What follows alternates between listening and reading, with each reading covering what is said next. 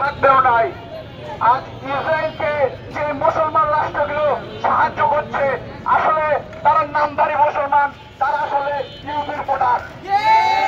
এই মুসলমান যেগুলো রাষ্ট্র, এই আমাদের ভাইদেরকে যে গুলি দিয়ে, যে বোমা দিয়ে, যে মিসাইল দিয়ে মারা হবে, সেই মিসাইল গুলো রাখা হচ্ছে এখানে মুসলমান রাষ্ট্রে, তারপরে যাচ্ছে ইসরায়েলে।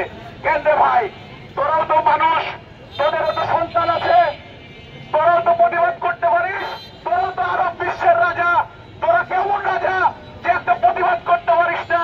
মদ নারী নিয়ে পড়ে থাকিস ইসরায়েলের গোলামি করতে।